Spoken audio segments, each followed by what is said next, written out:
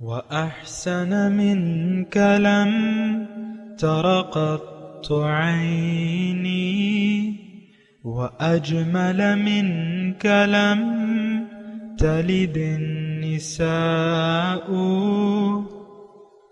خلقت مبرأ من كل عيب خلقت مبرأ من كل عيب كأنك قد خلقت كما تشاء. كتاب أنزلناه إليك مبارك ليدبروا آياته وليتذكر أولو الألباب.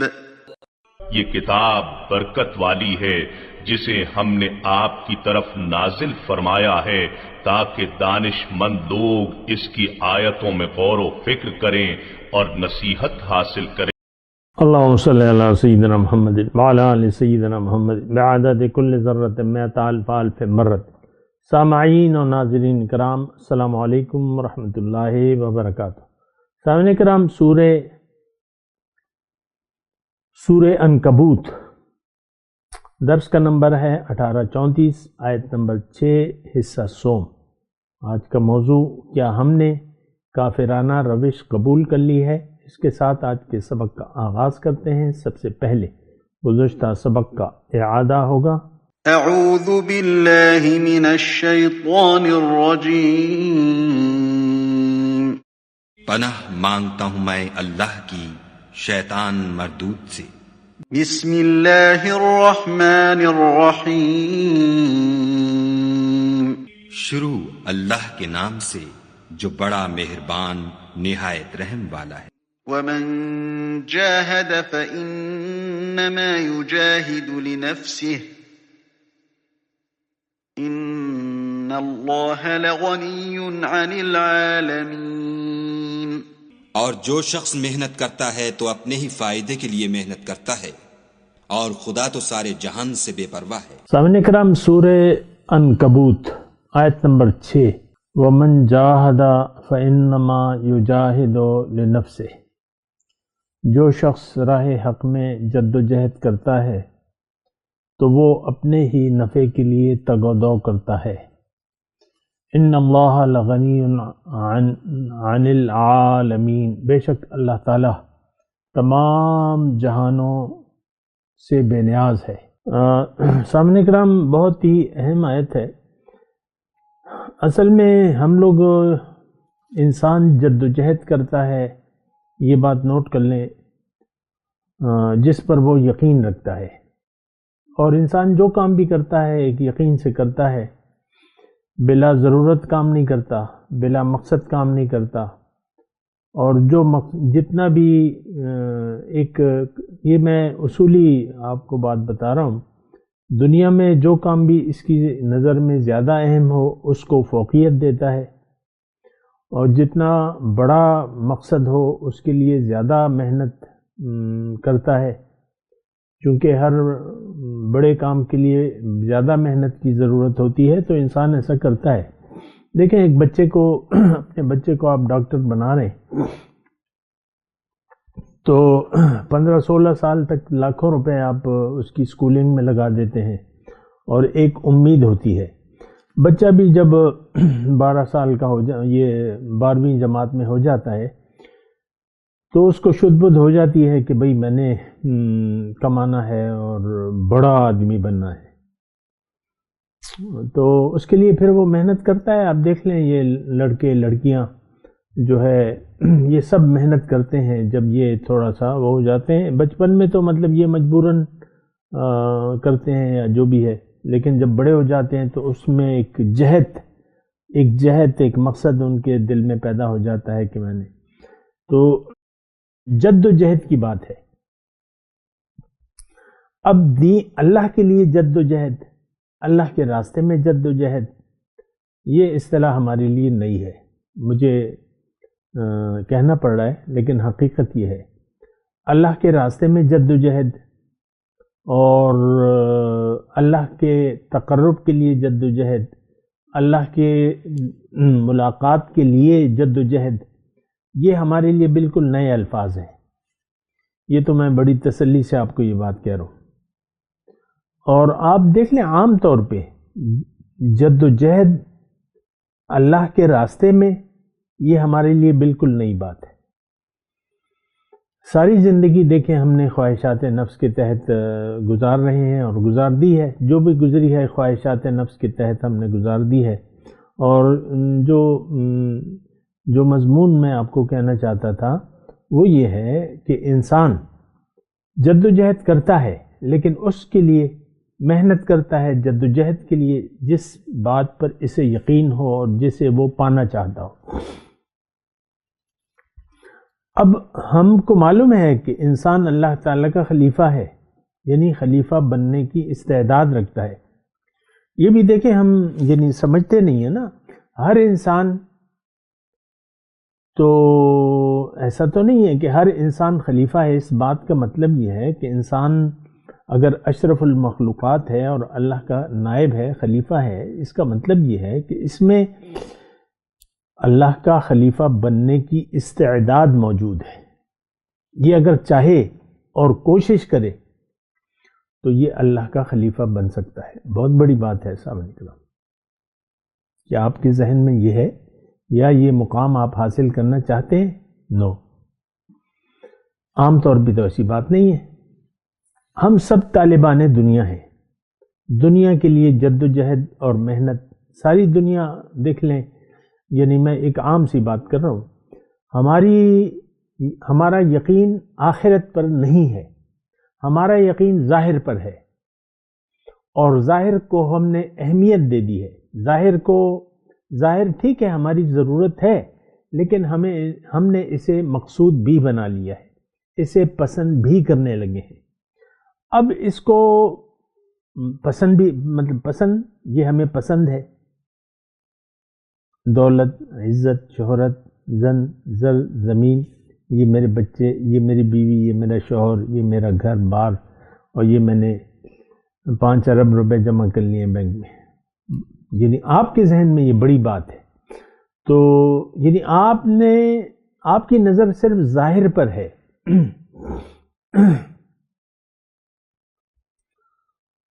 اور یہ پہچان جو ہے یہ کافروں کی ہے، یہ اتنا میں بات کر دوں۔ ہم نے ظاہر کو باطن پر ترجیح دے دی ہے۔ آخرت کے مقابلے میں ہم دنیا کی زندگی کو ترجیح دیتے ہیں، اس کو پسند بھی کرتے ہیں۔ یہ ایک ایسی بات ہے جس کو آپ جھٹلا نہیں سکتے۔ میں دوبارہ یہ جملہ کہتا ہوں، آخرت اخروی زندگی پر تو ہمارا یقین نہیں ہے، اور چلیں لگا لیں، یعنی آپ کہتے ہیں تو ٹھیک ہے لگا لیں، لیکن ہم نے ظاہر زندگی کو، حیات دنیا کو اخروی زندگی پر ترجیح دے کے زندگی گزار رہے ہیں۔ اور یہ کافروں کی پہچان ہے اللہ کی، یعنی قرآن میں یہ لکھا ہوا ہے۔ سورہ ابراہیم کی آیت 2 اور 3 پڑھ لیں۔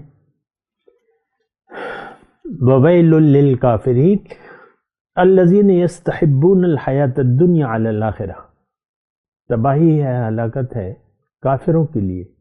یہ کون ہے؟ جو دنیا کی زندگی کو پسند کرتے ہیں آخرت کے مقابلے میں۔ یہ لفظی ترجمہ ہے سامنے کا۔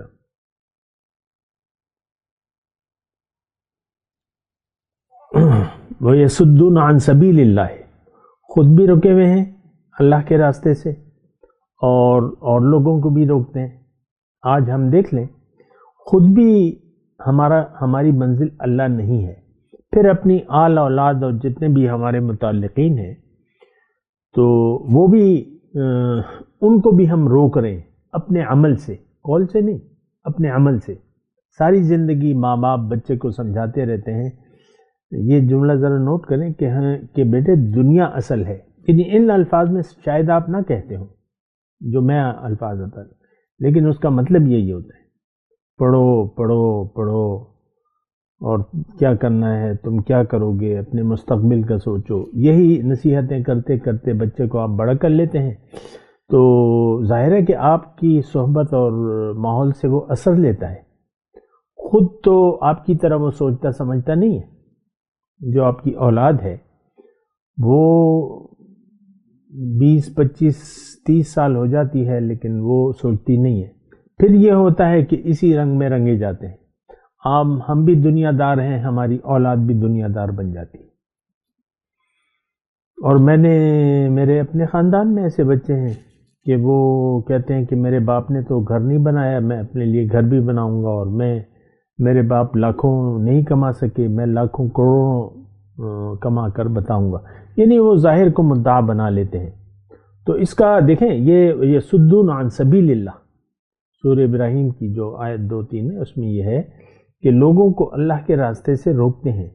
دیکھیں ایک تو یہ میں قرآن کا آپ کو ترجمہ پڑھ کے سنا رہا ہوں نا، لیکن میرا یقین ہے کہ آپ لوگ اس انداز سے آپ قرآن کو تدبر نہیں کرتے.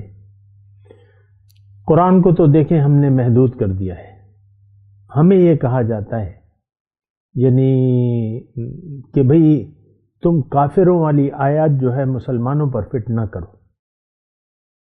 یہ عام طور پہ آپ کو جملہ کہ یہ آیت تو کافروں کے لیے، تم کیسے مسلمانوں کے لیے فٹ کر رہے ہو. اب جو آیت میں نے آپ کے سامنے پڑھی تو ظاہر ہے اس میں کافروں کا لفظ استعمال ہوا ہے، ویل للکافرین.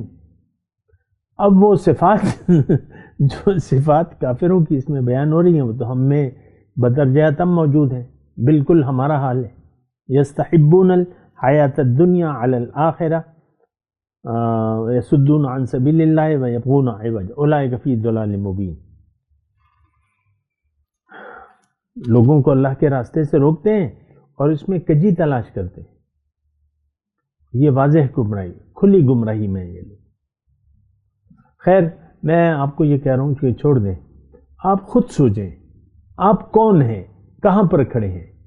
ظاہر ہے ہم اللہ کے بندے تو ہیں نا، اور ہم پر آپ یہ نہیں کہہ سکتے کہ یعنی ہم عملی طور پہ ایسے کہہ رہے ہیں کہ اللہ کی طرف سے مجھ پر کوئی ذمہ داری نہیں، بس میں نے اپنا مقام خود بنانا ہے دنیا میں.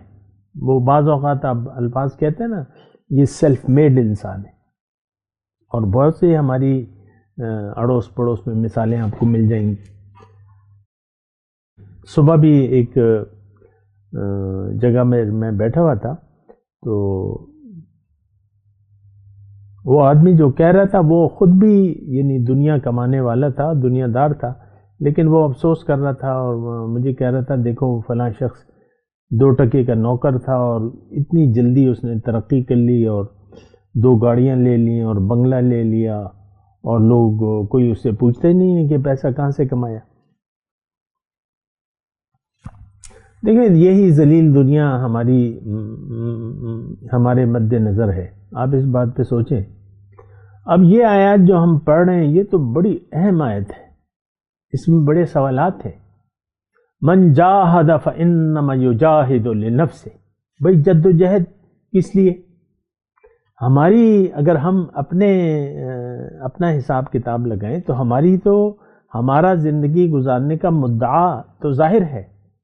ہم ظاہر کے لیے جد و جہد پر یقین رکھتے ہیں. اللہ کے راستے میں جد و جہد نو وے، ایسا تو نہیں ہو سکتا. میں عام مسلمانوں کی بات کر رہا ہوں، میں اس امت کی بات کر رہا ہوں. یہ امت گمراہ ہے ساری کی ساری، اور آج دور جاہلیت ہے. لوگ حق کو جانتے بھی نہیں ہیں اور جاننا بھی نہیں چاہتے. یہ بھی میں بڑے افسوس سے یہ بات کہہ رہا ہوں. تو بہرحال اپنے مضمون کی طرف آتے ہیں. وَمَنْ جَاهَدَ فَإِنَّمَا يُجَاهِدُ لِنَفْسِهِ. دیکھیں منزل اللہ ہے، اللہ کے راستے پر چلنا ہے ایک مخالفانہ ماحول میں. اب مخالفانہ یہ تو آج کا معاشرہ اور یہ صدیوں سے چلا رہا ہے، ایک طاغوتی معاشرہ ہے. لوگوں کو دین کی سمجھ نہ ہے نہ وہ کرنا چاہتے ہیں. اچھا اب جو شخص ایمان لے آئے حقیقی طور پہ اپنے آپ کو پہچان لے اپنی منزل کو پہچان لے، اللہ کو منزل پہ بنا لے، اللہ کے راستے پر چلنے کا عزم کر لے، تو اب اس کو سیدھے راستے پر چلنا ہوگا اور بیعت کر لے اللہ سے، اس کے رسول سے، اللہ سے رسول کے ذریعے، رسول سے نائب رسول کے ذریعے۔ یہ جملے میں اس لیے کہہ رہا ہوں کہ میں کوئی بات پوشیدہ نہیں رکھنا چاہتا آپ کی، کیونکہ اگر میں حق کو چھپاؤں گا تو یہ میں اپنے ساتھ زیادتی کروں گا، ایسا نہیں ہے۔ بیعت، انسان کامیاب اپنی زندگی میں اس وقت ہوگا جب یہ اللہ سے بیعت کر لے، مومن بن جائے اور اللہ سے بیعت کر لے۔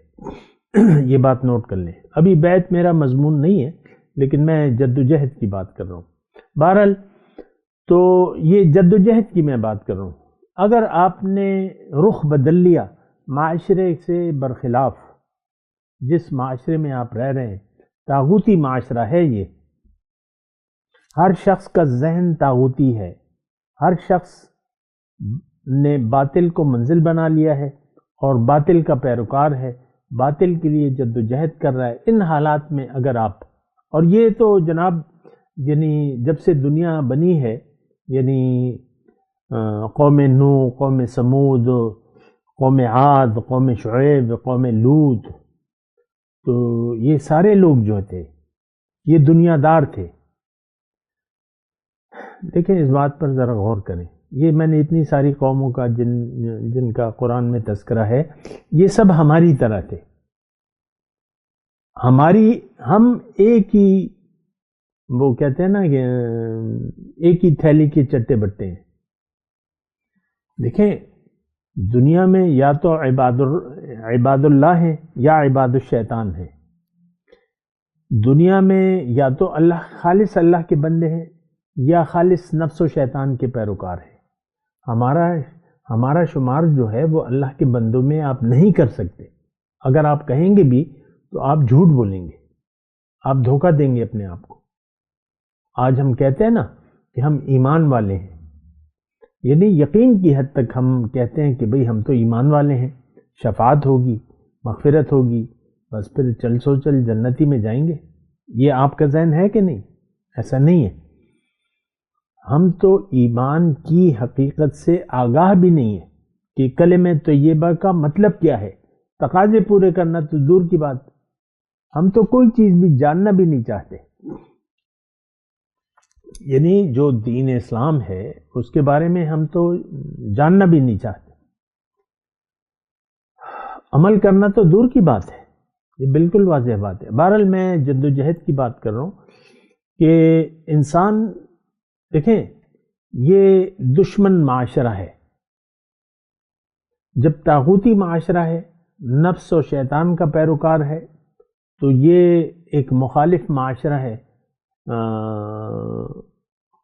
یعنی جو جیسے اللہ تعالیٰ چاہتا ہے، ہمیں دیکھنا چاہتا ہے کہ ہم اللہ کے حکم کے سامنے سر جھکا دیں، یہ اس کے مخالف معاشرہ ہے۔ ہم نے اپنی خواہشات کے سامنے سر جھکا دیا ہے۔ بلا من اسلم وجہہ للہ وہو محسن فلہ اجرہ عند ربہ ولا خوف علیہم ولا ہم یحزنون۔ جس نے بھی سر جھکا دیا اپنا اللہ کے حکم کے سامنے، اس کے لیے اجر ہے، اور اگر وہ مخلص ہو تو۔ بہرحال میں آپ کو کہہ رہا ہوں یہ سارا معاشرہ طاغوتی معاشرہ ہے، نفس و شیطان کا پیروکار ہے۔ ہمارا سجدہ اللہ کے سامنے نہ کرنا چاہتے ہیں۔ ہمارا سجدہ یعنی ہم جھکے ہوئے ہیں، سجدہ وہ عام اصطلاحی سجدہ نہیں ہے ماتھا ٹیک والا، اصل میں تو جھکنا ہے۔ ہم جھکے ہوئے ہیں دنیا کے سامنے، دنیاوی خواہشات، دنیا اور دنیا۔ اب اس ماحول میں اگر کوئی شخص اللہ کا بندہ بننا چاہتا ہے تو اس کے لیے مشکلات ہوں گی۔ سب سے پہلے اس کو مجاہدہ کرنا ہے اپنے آپ سے۔ المجاہد من جاہد نفسہ، اللہ کی عطا سے میں آپ کو یہ باتیں کہہ رہا ہوں۔ المجاہد، حضور صلی اللہ علیہ وسلم نے ہمیں کہا ہے ای الجہاد، ان سے پوچھا گیا ای الجہاد افضل، یا رسول اللہ صلی اللہ علیہ وسلم، حضور بتائیے کون سا جہاد افضل ہے؟ تو حضور نے فرمایا المجاہد من جاہد نفسہ، مجاہد حقیقی وہ ہے جو اپنے نفس کے ساتھ جہاد کرے۔ اب نفس کے ساتھ یعنی کوشش، اس کا مطلب کیا ہے؟ اس کا مطلب یہ ہے کہ ہمارا نفس جو ہے وہ ہمارا دشمن ہے۔ ابتدائی طور پہ نفس جو ہے وہ ان النفس لامارۃ بالسوء، نفس ظاہر کی طرف ہمیں برائی کی طرف آمادہ کرتا ہے۔ برائی کیا ہے؟ کہ آپ باطن کو بھول کر ظاہر کو دیکھیں اور ظاہر کی بنیاد پر سارے فیصلے کریں، یہ برائی ہے۔ تو وہ ہمیں برائی کی طرف آمادہ کرتا ہے، ظاہر کو دیکھو، یہ دیکھو، وہ دیکھو، یہ دیکھو، وہ دیکھو، اس کی بنیاد پر فیصلے کرو، اور ہم تو نفس کے مطیع ہیں، تابعدار ہیں۔ یہ حقیقی میں بات کر رہا ہوں۔ دیکھیں میں بالکل یعنی مبالغہ آرائی تو میں سوچ بھی نہیں سکتا۔ قرآن کے سامنے میں بیٹھا ہوں، اللہ کی باتیں بیان کر رہا ہوں، اللہ کی عطا سے، اس کی توفیق سے، تو میں اس میں کیوں اپنے آپ سے کچھ بات لگاؤں گا؟ اصل میں ہم نفس اور طاغوت کے بندے ہیں۔ اصل میں ہم نے سجدہ کیا ہوا ہے، یعنی جھکے ہوئے ہیں ظاہر کے سامنے، نفس کے سامنے، طاغوتی معاشرہ اور جو بھی ہے، نفس اور شیطان کے بندے ہیں۔ شیطان کا تو آپ کو احساس بھی نہیں ہے نا، یہ نہ یقین ہے نہ احساس ہے۔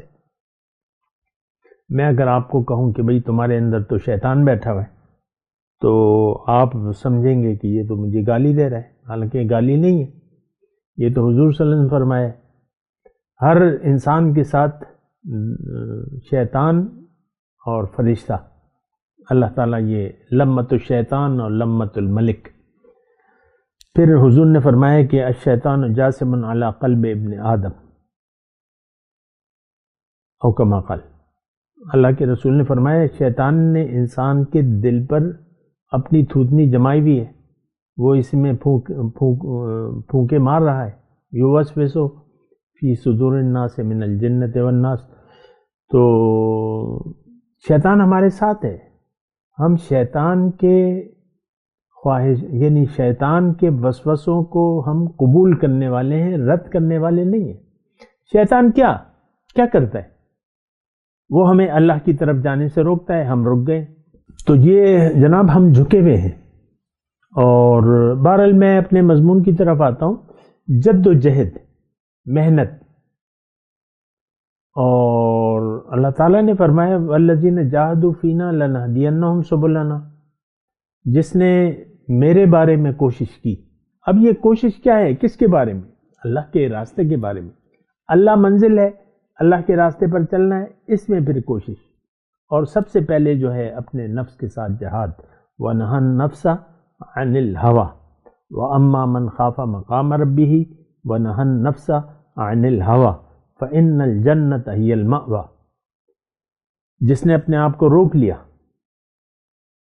نفسانی خواہشات کی پیروی سے، وَنَهَى النَّفْسَ عَنِ الْهَوَى، اور خواہشات نفس سے یہ رک گیا، اس کا ٹھکانہ جنت ہے۔ دیکھیں کتنی اللہ تعالیٰ نے آسان کر دیا ہے۔ اپنے نفس پر قابو پا لو، اللہ کے بندے بن جاؤ، تم جنتی ہو دنیا میں۔ لہم البشری فی الحیات الدنیا، دنیا میں تمہیں خوشخبری ہے۔ اللہ ومن جاہد فانما یجاہد لنفسہ، جس نے کوشش کی۔ اب کوشش میں آپ کو کہہ رہا ہوں نا، اللہ منزل اور اللہ کے راستے پر چلنے کی کوشش، تو سب سے پہلے تمہارا ٹکراؤ ہوگا اپنی خواہشات نفس سے۔ اور اگر دیکھیں تو بڑی رکاوٹ جو ہے وہ نفس ہے ہمارا، جو کہ ہمارا سب سے بڑا دشمن ہے۔ حضور صلی اللہ علیہ وسلم نے فرمایا عاد عدوک نفسک الذی بین جنبیک۔ دیکھیں حضور صلی اللہ علیہ وسلم جنگ تبوک سے آ رہے تھے مدینے کی طرف، کامیاب لوٹ کے آ رہے تھے، اور بڑا جیش العسرہ، سخت گرمی کے موسم میں حضور صلی اللہ علیہ وسلم تشریف لے گئے تھے۔ خیر، تو وہ جب واپس آ رہے تھے مدینے کی طرف، تو صحابہ سے کیا کہا انہوں نے؟ رجعنا من جہاد الاصغر الی جہاد الاکبر، ہم چھوٹے جہاد سے بڑے جہاد کی طرف واپس لوٹ رہے ہیں۔ تو مدینے میں تو امن کا ماحول تھا، اس وقت کوئی جنگ اور اس کا خطرہ نہیں تھا، فتح مکہ ہو گیا تھا، کوئی دشمن نہیں تھا۔ لیکن حضور صلی اللہ علیہ وسلم نے کیا فرمایا؟ رجعنا من جہاد الاصغر الی جہاد الاکبر، ہم چھوٹے جہاد سے بڑے جہاد کی طرف آ گئے۔ تو بہرحال آپ کو دیکھنا ہوگا کہ آپ کہاں پر کھڑے ہیں۔ کیا آپ کی دیکھیں، میں مختصر الفاظ کہہ رہا ہوں، پھر میں آگے بڑھتا ہوں۔ آپ کو اپنا احتساب کرنا ہوگا، اپنی منزل کا تعین کرنا ہوگا۔ آیا آپ کی منزل کیا ہے؟ آپ کا مدعا کیا ہے زندگی گزارنے کا؟ اگر اللہ آپ کا مدعا ہے، اللہ آپ کا مقصود حیات ہے، تو پھر آپ کو اللہ کے راستے پر چلنا ہوگا۔ اب اللہ کا راستہ جو ہے اس میں آپ نے اپنے نفس کی مخالفت کرنی ہوگی، خواہشات نفس سے روکنا ہوگا۔ پھر ارد گرد جو ماحول ہے آپ کا، ہو سکتا ہے وہ بیوی ہو آپ کی، ہو سکتا ہے وہ شوہر ہو، بچے ہوں، آپ کے بھائی بہن، ماں باپ، یہ سب ہو سکتے ہیں۔ ان کو مناسب طریقے سے آپ نے فیس کرنا ہے۔ ابھی وہ آئے گا، وَإِن جَاهَدَاكَ عَلَىٰ أَن تُشْرِكَ بِي مَا لَيْسَ لَكَ بِهِ عِلْمٌ فَلَا تُطِعْهُمَا۔ ماں باپ اگر تمہیں شرک پر آمادہ کریں، مجبور کریں، تو پھر ماں باپ کی بات نہیں ماننی۔ تو بہرحال دیکھیں، مضمون بڑا واضح ہے۔ ہماری منزل اللہ ہے۔ اختتامی کلمات کہہ رہا ہوں میں، آج ہمارا اللہ کے فضل سے تیسرا درس ہے اسی ایک آیت پہ۔ تو منزل اللہ، ہم نے چلنا ہے اللہ کے راستے پر۔ اللہ کا راستہ، اللہ کا حکم، نبی کا طریقہ۔ مقامی طور پر ایک رہنما کی رہنمائی میں بہت لازمی ہے بات، بنا استاد کے تو آپ کوئی کام نہیں کر سکتے، اور یہ حکم الہی ہے، وَاتَّبِعْ سَبِيلَ مَنْ أَنَابَ إِلَيَّ۔ ایک ایسے شخص کو ڈھونڈو جو میری طرف رجوع کر چکا ہے، اس کی پیروی شروع کر دو۔ وَاتَّبِعْ سَبِيلَ مَنْ أَنَابَ إِلَيَّ۔ دیکھیں، کسی نیک شخص کو اگر آپ منتخب کر لیتے ہیں اپنی رہنمائی کے لیے، تو اس میں کوئی یہ کون سا شرک ہے یا کون سا کفر ہے؟ لوگوں نے تو اس کو اسلام اور کفر کا مسئلہ بنا دیا ہے کہ کوئی ضرورت نہیں ہے استاد کی۔ لیکن میں اس بحث میں نہیں پڑتا، لیکن میں آپ کو جو بات ہے وہ کہہ رہا ہوں کہ آپ نے اگر منزل تک جانا ہے تو ایک رہنما کو منتخب کریں، اس کی رہنمائی میں یہ راستہ طے کریں، جو اللہ کا بندہ ہو، جو رسول کا نائب ہو، رسول کے طریقے پر چل رہا ہو، اور آپ کی اس کے ذریعے بیعت ہو جائے اللہ تعالیٰ سے، اور چل سو چل پھر آپ اپنی منزل تک پہنچ جائیں گے۔ لیکن اگر یہ سب کچھ آپ کریں گے، یعنی یہ محنتیں، یہ بیعت اور وغیرہ، اور محنت اور مجاہدہ نفس کے ساتھ، تو یہ آپ کس لیے کریں گے؟ اس کا فائدہ کس کو ہوگا؟ فَإِنَّمَا يُجَاهِدُ لِنَفْسِهِ، آپ اس کا فائدہ آپ کو ہوگا۔ دنیا میں آپ کو ایک اچھی زندگی اللہ تعالیٰ دے گا۔ لِلَّذِينَ أَحْسَنُوا فِي هَذِهِ الدُّنْيَا حَسَنَةٌ، جو نیکوکار ہیں ان کے لیے اس دنیا میں بھی بھلائی ہے۔ آپ کی جنت ایک قسم سے دنیا میں شروع ہو جائے گی، قلبی سکون، اطمینان۔ اس سے بڑی نعمت تو یعنی دیکھیں، ہم تو خوشیوں کے پیچھے پھرتے ہیں، سکون، خوشی، اطمینان، آرام، آسائش، تو یہ آپ کو اللہ کی بندگی میں مل جائے گا۔ کرکت تو دیکھیں، لیکن دیکھیں غلطی کا شکار نہ ہو۔ منزل اللہ ہے، راستے پہ اللہ کے چل، چاہے جو بھی ہو۔ ہر چے باد آباد کشتی ماں انداختے۔ میں تلاوت کرتا ہوں، میرے ساتھ دہرائیے۔ اعوذ باللہ من الشیطان الرجیم، بسم اللہ الرحمن الرحیم۔ وَمَن جَاهَدَ فَإِنَّمَا يُجَاهِدُ لِنَفْسِهِ إِنَّ اللَّهَ لَغَنِيٌّ عَنِ الْعَالَمِينَ۔ اب ان آیت کی تلاوت اور ترجمہ۔ اعوذ باللہ من الشیطان الرجیم۔ پناہ مانگتا ہوں میں اللہ کی شیطان مردود سے۔ بسم اللہ الرحمن الرحیم شروع اللہ کے نام سے جو بڑا مہربان نہایت رحم والا ہے۔ ومن جاہد فإنما يجاہد لنفسه ان اللہ لغنی عن العالمین۔ اور جو شخص محنت کرتا ہے تو اپنے ہی فائدے کے لیے محنت کرتا ہے، اور خدا تو سارے جہان سے بے پرواہ ہے۔ اس کے ساتھ ہی آج کے درس کا وقت اختتام کو پہنچا۔ اگلے درس میں انشاءاللہ ملاقات ہوگی۔ وآخر دعوانا ان الحمدللہ رب العالمین، والسلام علیکم ورحمۃ اللہ وبرکاتہ۔ مولاي صل وسلم دائما ابدا على حبيبك خير الخلق كلهم